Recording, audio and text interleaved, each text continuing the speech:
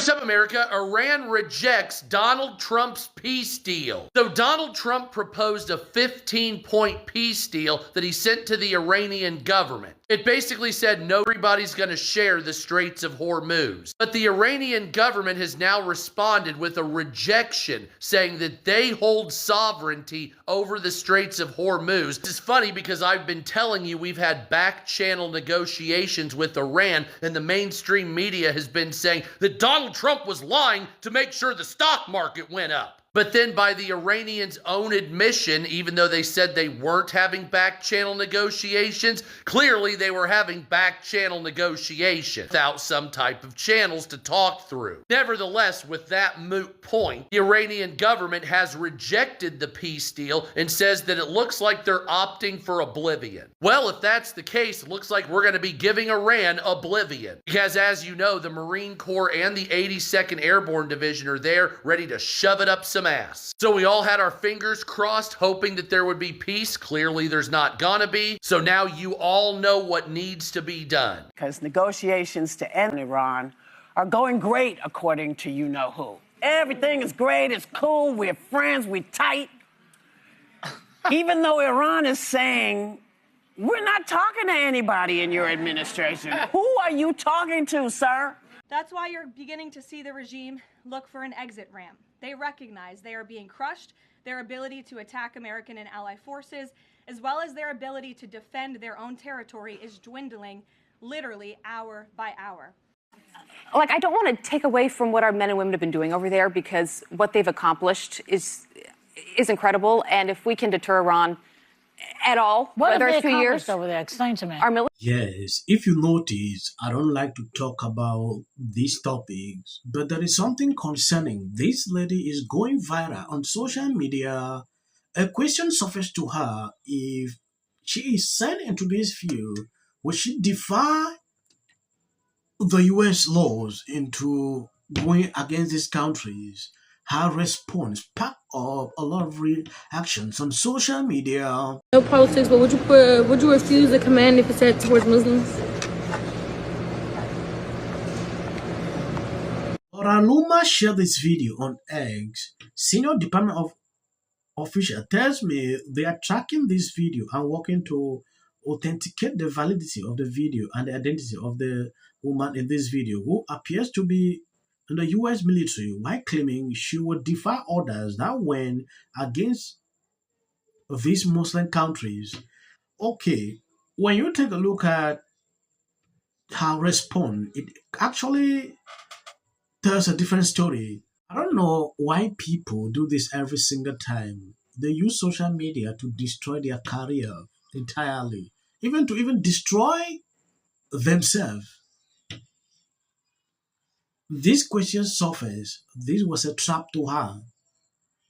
In some cases, don't even respond to these kind of questions. She responded, and she is now trending on social media. It therefore means she is not defending the flag she pretends she is working for. Sure, go ahead. Second question.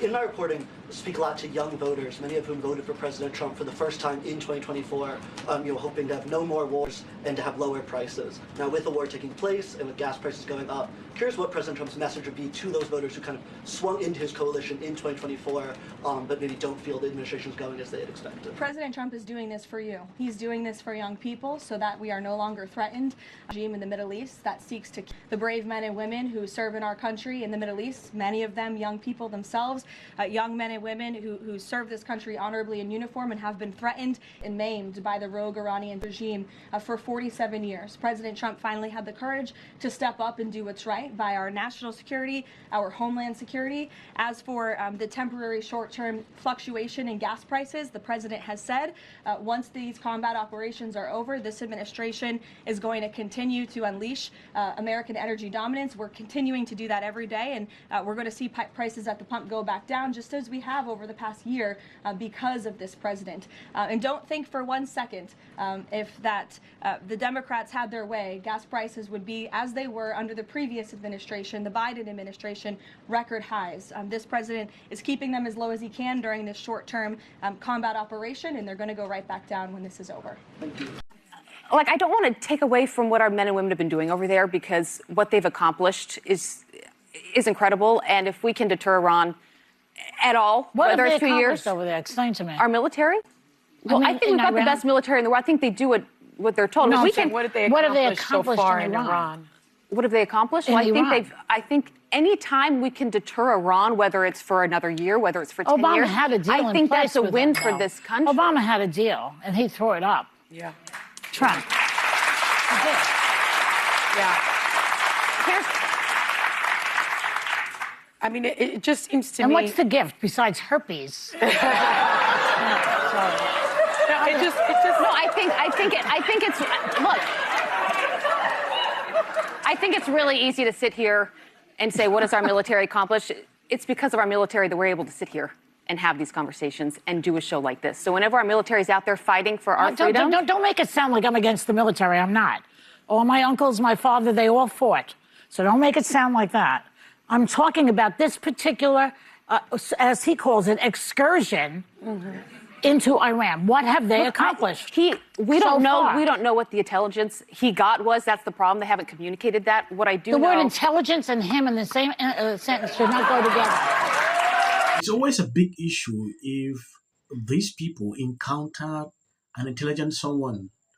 You will see how they feel uncomfortable, tackling issues like this. This is someone that I understand has stand every single time. Sonny Hostin has been against Trump throughout when they started. Joy Behar sitting here, she is clearly telling us that she is against the military. I don't know. I have never seen a country where the militaries are struggling to do something like this. Instead for them to boast their morals, they are there to put out this kind of word. It is not okay. Yeah. They sit every single... If you ask them real questions over this, they can't answer. This is Joy Behar coming out to say, oh, Obama had a deal. He struck it down. So the deal has been working. At some point, I don't know if they really reason before they even do this segment, because it is ridiculous for them to be sitting and be doing this every single time. This should not be a show. This lady started by appreciating what the military is doing. Yeah, their propaganda they like to spread is just similar to what I see on social media. People trying to discredit the U.S. Army, like that. I see it every single time, and it saddens my heart. Someone told me the other day, you're not from the U.S. Yeah, you're not a U.S. citizen, so stop saying this.